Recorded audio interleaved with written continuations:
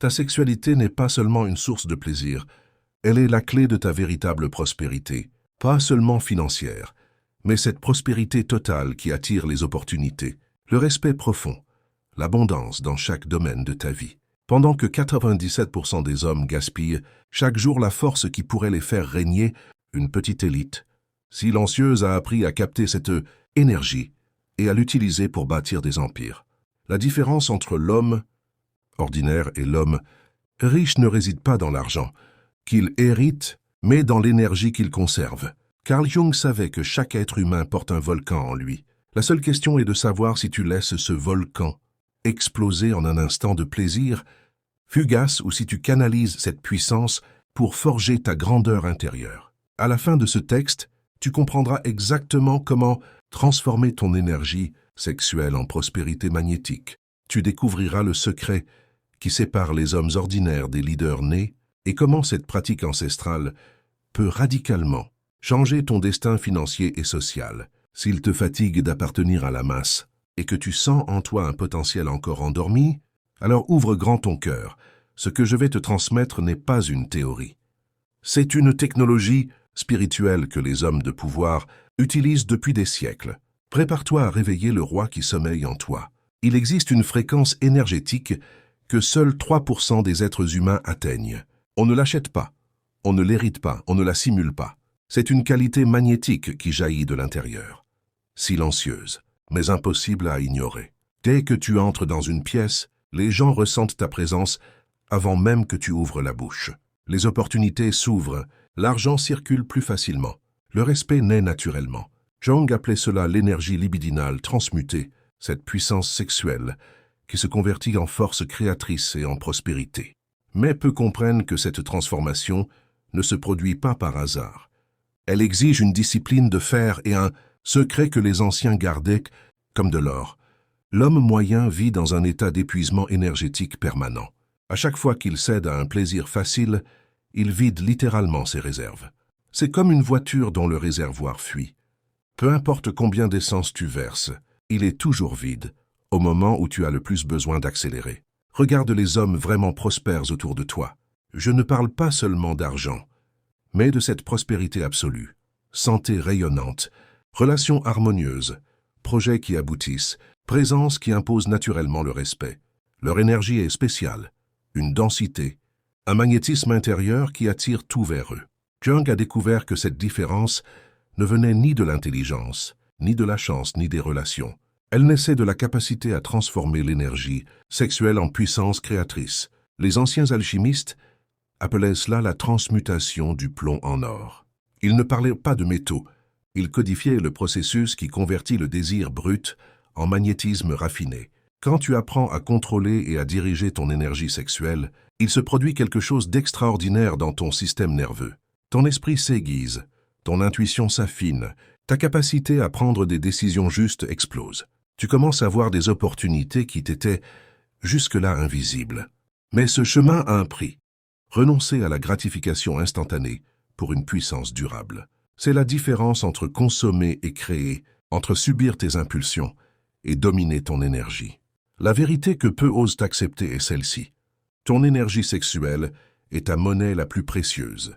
Tu peux la dépenser en instants éphémères de plaisir ou l'investir pour bâtir un empire intérieur qui se manifestera ensuite comme richesse extérieure. Le choix t'appartient toujours, mais les conséquences sont irréversibles. La rétention séminale n'est pas un simple exercice, c'est de l'alchimie. En préservant l'essence même de ta vie, tu transformes littéralement l'énergie sexuelle en carburant neurologique. Ton cerveau commence à fonctionner sur une fréquence différente, plus haute, plus créative. Jung a observé que les hommes qui pratiquent cette discipline développent ce qu'il a appelé la fonction transcendante, la capacité à intégrer les opposés et à créer des solutions là où les autres ne voient que des problèmes. C'est précisément cette faculté qui distingue les entrepreneurs visionnaires des employés ordinaires.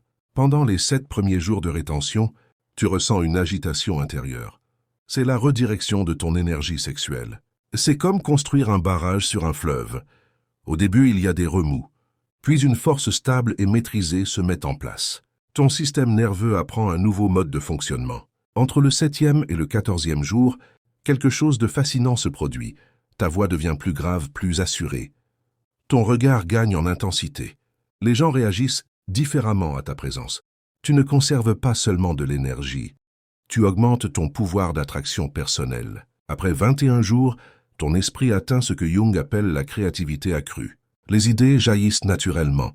Les solutions à d'anciens problèmes surgissent de nulle part. Ta capacité de concentration explose. À ce stade, beaucoup d'hommes rapportent leur premier succès financier concret. Mais voici le secret que peu connaissent.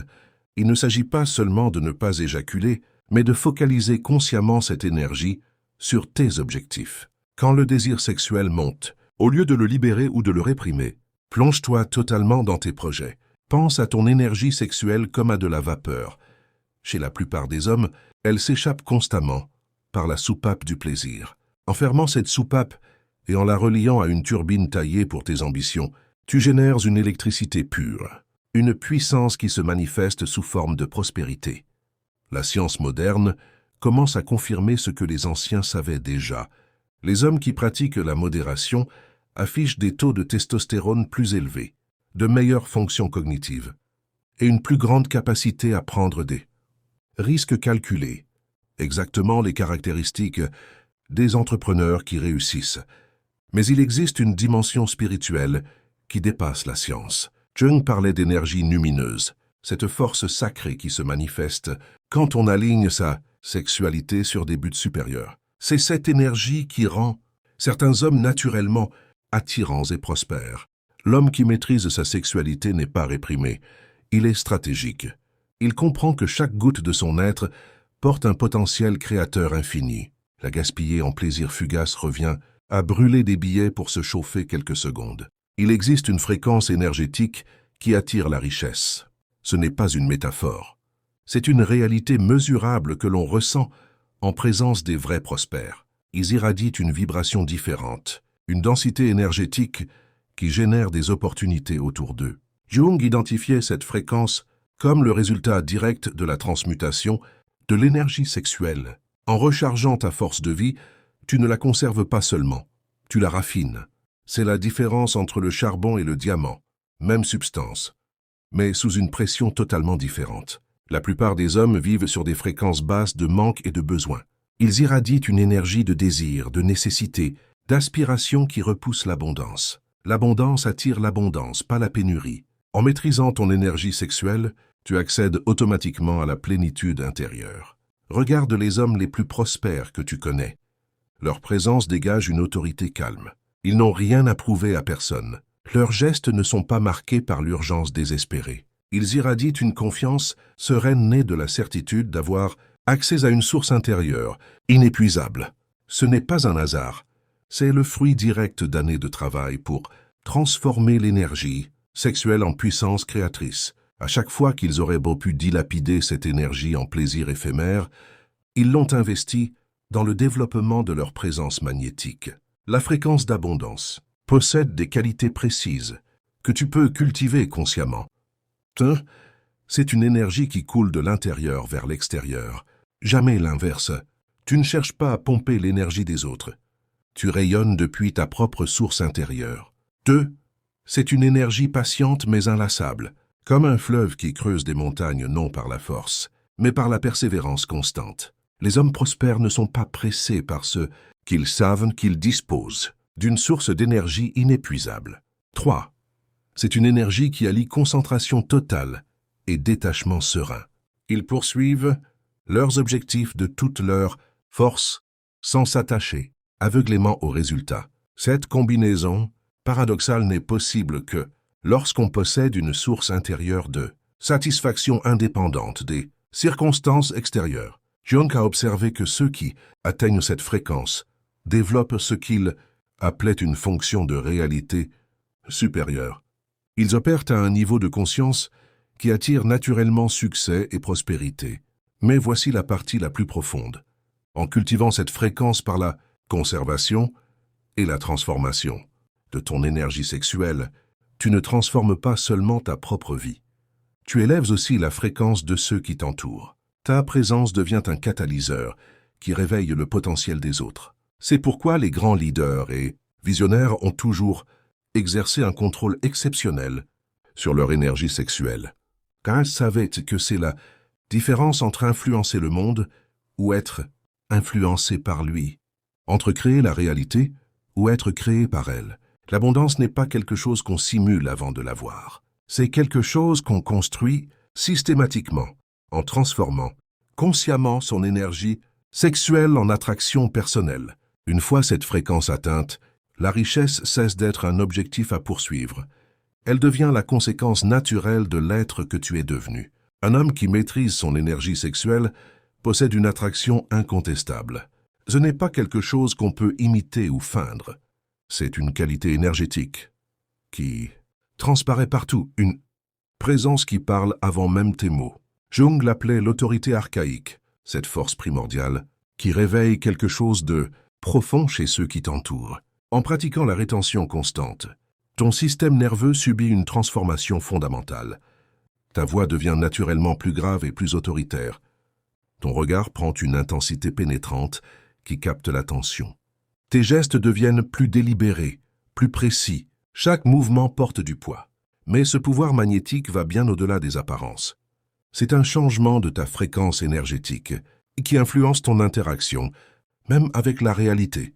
Les opportunités se présentent par hasard. Des personnes influentes tombent sous ton charme sans raison apparente. Des projets autrefois impossibles deviennent réalisables. Cela se produit parce que tu as développé ce que Jung appelait la présence lumineuse. Cette qualité sacrée qui réveille l'archétype du roi chez ceux qui te côtoient. Ils reconnaissent instinctivement une autorité spirituelle, même s'ils ne peuvent pas l'expliquer. L'homme moyen dilapide son énergie de 1000 façons. Éjaculation fréquente, mais aussi plainte, justification, recherche de validation, perte de temps dans les distractions. C'est comme un tuyau percé. Peu importe la pression générée, elle finit toujours par s'échapper. L'homme qui pratique la rétention devient un système fermé haute pression. Toute l'énergie produite est conservée et dirigée consciemment. Cela crée une densité énergétique littéralement palpable pour ceux qui t'entourent. Les études neuroscientifiques montrent que les hommes qui pratiquent la rétention développent une plus grande densité de matière grise dans le cortex préfrontal, la zone responsable des décisions, du contrôle des impulsions et du leadership. Leur cerveau évolue réellement. Mais il existe une dimension qui dépasse la science. En préservant constamment ton essence vitale, tu commences à accumuler ce que les taoïstes appelaient le jing, une énergie de vie concentrée qui se manifeste sous forme d'aura magnétique. Cette énergie attire non seulement les personnes, mais aussi les circonstances favorables. C'est comme si l'univers conspirait pour soutenir ceux qui ont prouvé leur maîtrise de leur force primordiale. Tu attires des opportunités, des ressources, des contacts précieux. Ce pouvoir magnétique se manifeste aussi dans ta capacité à influencer en silence. Tu n'as plus besoin de convaincre ou de persuader avec des arguments sophistiqués. Ta simple présence confère de l'autorité. Quand tu parles, les gens n'entendent pas seulement tes mots, ils ressentent l'énergie qui les porte. Jung a observé que ce type de magnétisme réveille ce qu'il appelait le transfert archétypal. Les autres projettent sur toi les qualités du père, du roi, du sage, des archétypes primitifs dotés d'un immense pouvoir psychologique. Mais voici l'aspect le plus profond. Ce magnétisme n'est pas de la manipulation. C'est l'expression authentique d'un pouvoir intérieur développé par la discipline consciente. Tu ne cherches plus à impressionner. Tu es simplement la version la plus aboutie de toi-même. L'homme magnétique ne court pas après. Il attire. Il ne contraint pas. Il inspire. Il n'exige pas. Il offre. Ce renversement complet de polarité énergétique crée une prospérité vraie et durable. Il engendre un état de créativité que peu d'hommes connaissent.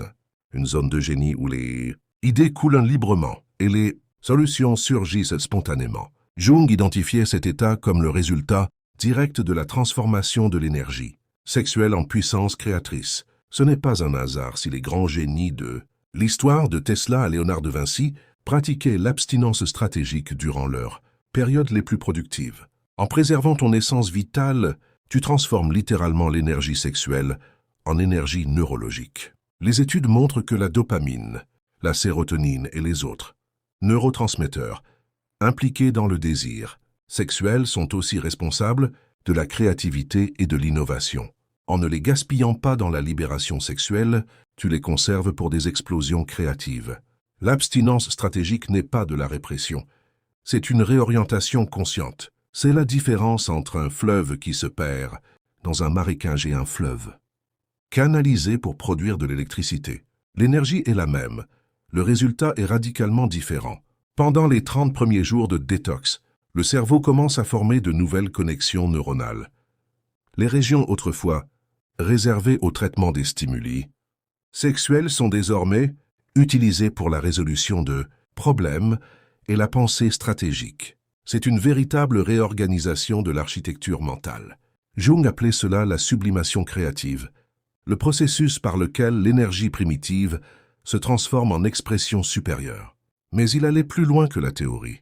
Il observait que les hommes qui maîtrisaient cette méthode développaient une intuition accrue, la capacité de savoir des choses, sans en connaître l'origine. Cette intuition supérieure se manifeste de façon pratique et rentable. Tu perçois quels investissements faire, à qui faire confiance, quelles opportunités saisir. Ce n'est pas de la mystique bon marché, c'est une forme supérieure de traitement de l'information qui émerge quand ton énergie n'est plus constamment dilapidée. La créativité explosive de l'abstinence stratégique suit des phases prévisibles. Première semaine, agitation intérieure. Ton énergie sexuelle est redirigée. Ton système nerveux s'adapte. Deuxième semaine, clarté mentale globale s'installe. Les problèmes qui semblaient insolubles révèlent des solutions évidentes. Troisième et quatrième semaine, explosion créative, ce que Jung appelait l'explosion créative. Les idées coulent comme une avalanche. Les projets stagnants reprennent vie. Ta capacité à imaginer des possibilités futures se multiplie. Après le premier mois, tu atteins ce que les anciens alchimistes appelaient l'état d'or, un état de créativité soutenue où tu touches régulièrement ton sommet. C'est l'état que cultivent les grands, entrepreneurs et visionnaires pour bâtir des empires. Mais il y a plus profond encore.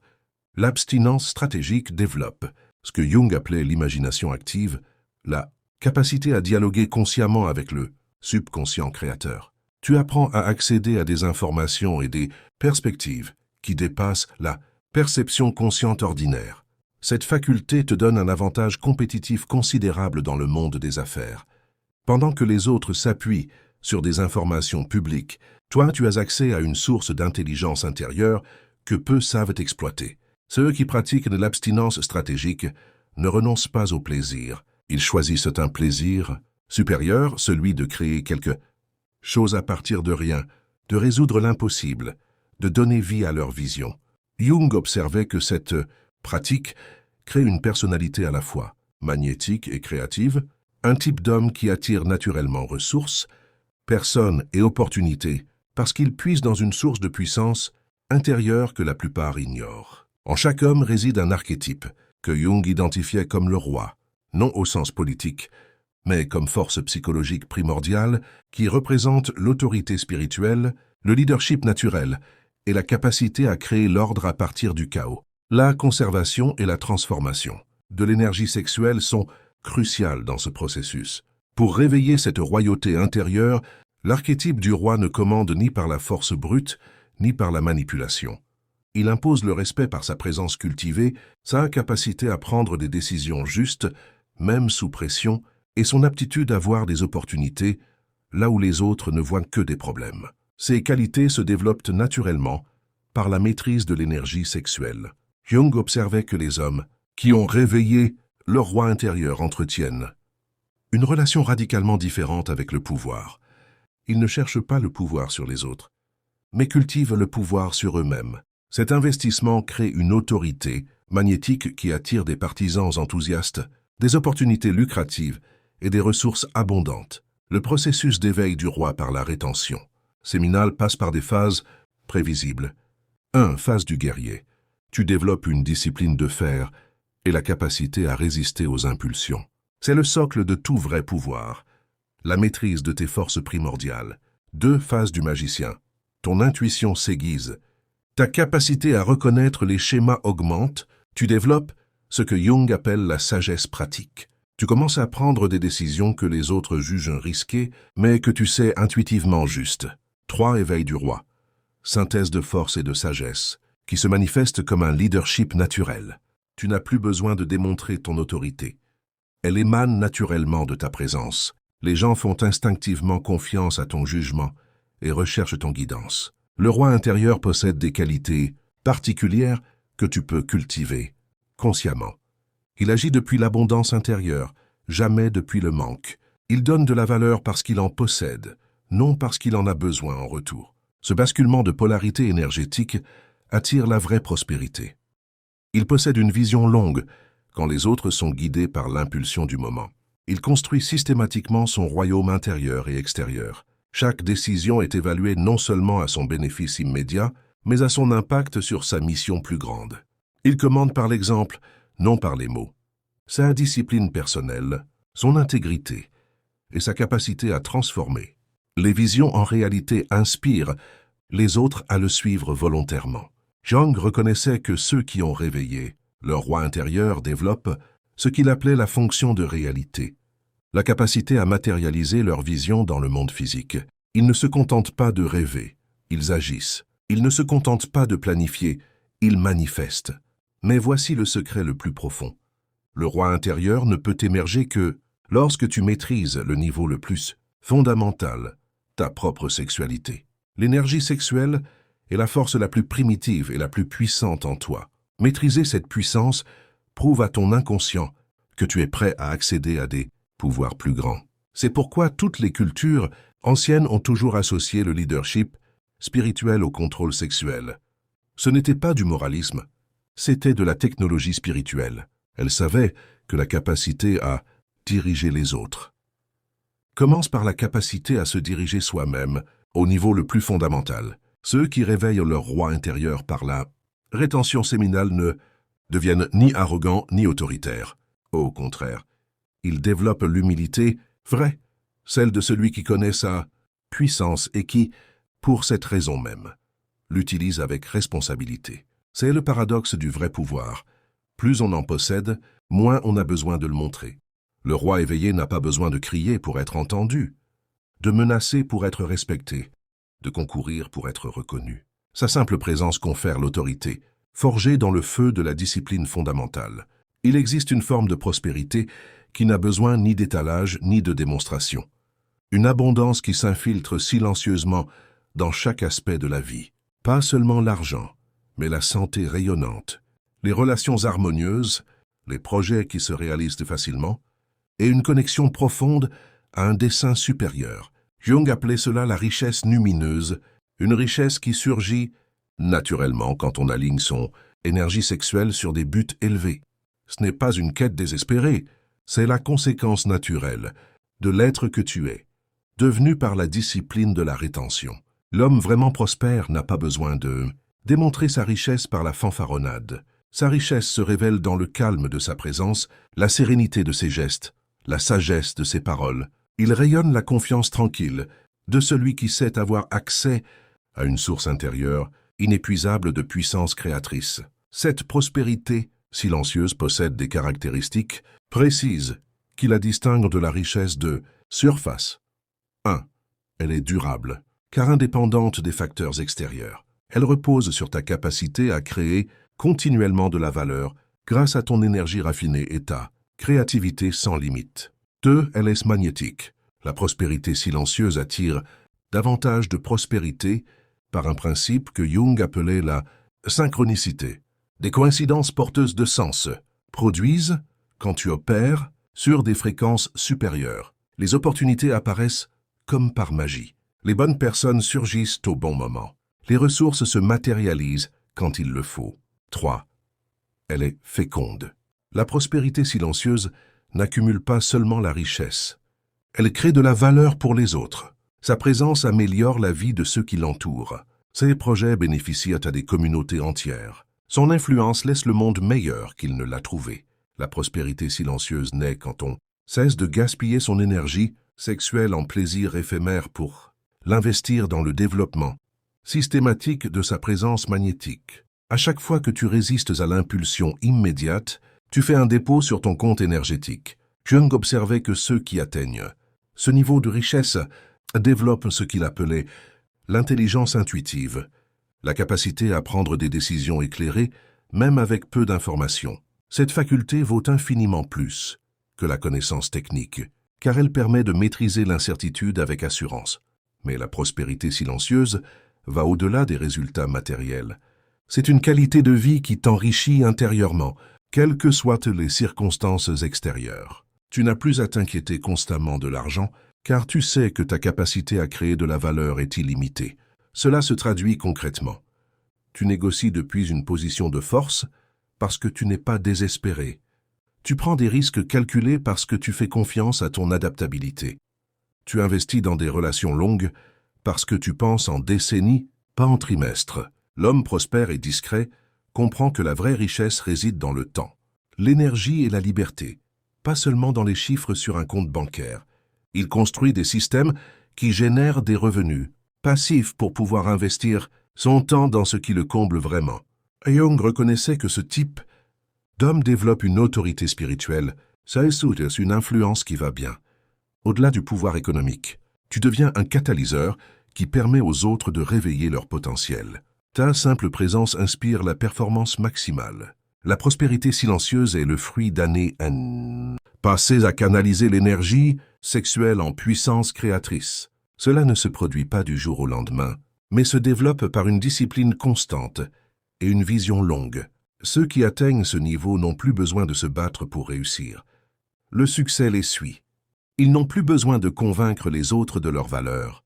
Leur valeur transparaît dans tout ce qu'ils touchent. Ils n'ont plus rien à prouver à personne. Leur œuvre parle pour eux. Voilà la vraie liberté. Agir depuis une prospérité intérieure qui se manifeste en une prospérité extérieure silencieuse, durable et pleine de sens. Si ces mots ont résonné en toi, déclare ici et maintenant dans ton cœur, je choisis la prospérité silencieuse. Et quand tu seras prêt à transformer ton énergie sexuelle en magnétisme qui attire la vraie prospérité, continue ton chemin. Les clés sont en toi, le roi est déjà là. Il n'attend plus que ta discipline pour se lever et régner.